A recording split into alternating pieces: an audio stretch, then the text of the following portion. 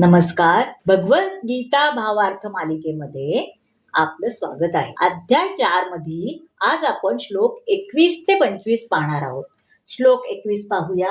निराशीर्यत चित्तात्मा त्यक्त सर्व परिग्रहा शारीरं केवलं कर्म कुर्वन्नाप्नोति किल्बिषम्. आता यामध्ये निराशी म्हणजे फलासक्ती रहित आला म्हणजे चित्त आत्मा म्हणजे मन आणि बुद्धी असा ज्ञानी मनुष्य पूर्णपणे नियंत्रित मन आणि बुद्धीद्वारे कर्म करतो. आपल्याकडे असणाऱ्या सर्व गोष्टींवरील स्वामित्वांच्या भावनेचा त्याग करतो आणि जीवनावश्यक असणाऱ्या वस्तूंकरिताच कर्म करतो. अशा प्रकारे कर्म केल्याने तो पापकर्मांनी प्रभावित होत नाही. कृष्ण भावना भावित मनुष्य आपल्या चांगल्या अथवा वाईट कर्माच्या फळांची अपेक्षा करत नाही.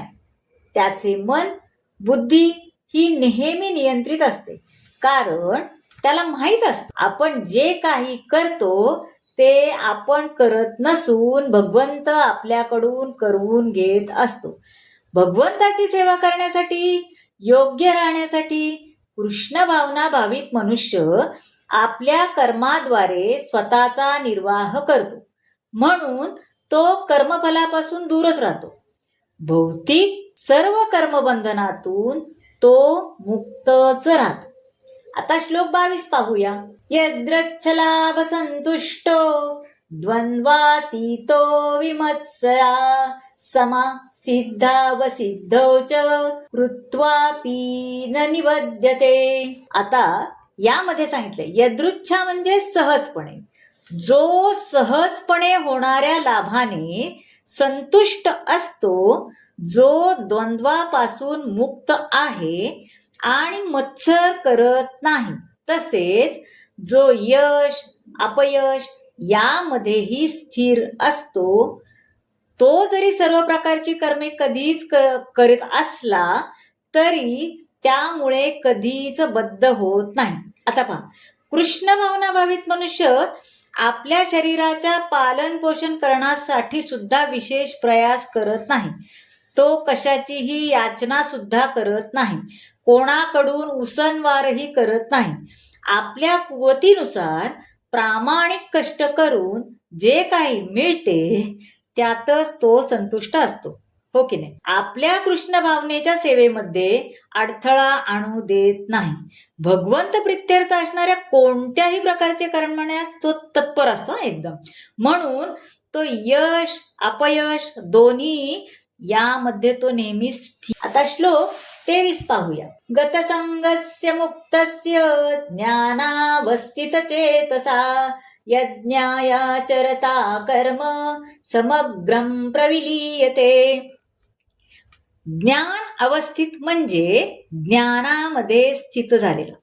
जो मनुष्य प्राकृतिक गुणांपासून अनासक्त आहे आणि पूर्ण दिव्य ज्ञानामध्ये स्थित आहे, त्याचे कर्म पूर्णपणे दिव्यत्व प्राप्त करते. आता पहा, कृष्ण भावना भावित झाल्यामुळे मनुष्य द्वंद्वातून मुक्त होतो आणि प्राकृतिक गुणांच्या दोषापासून पण मुक्त होतो.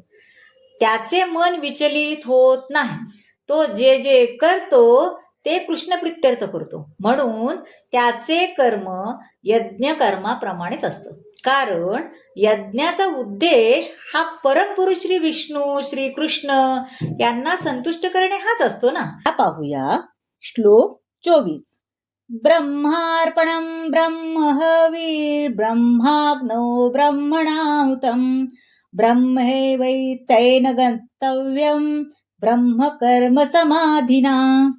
आता पहा, कृष्ण भावनेमध्ये पूर्णपणे तल्लीन झालेल्या मनुष्याला निश्चितच भगवत धामाची प्राप्ती होते, कारण तो आध्यात्मिक क्रियांमध्ये हवन सुद्धा आध्यात्मिक स्वरूपाचे आहे आणि हवी सुद्धा आध्यात्मिक स्वरूपाचीच आहे.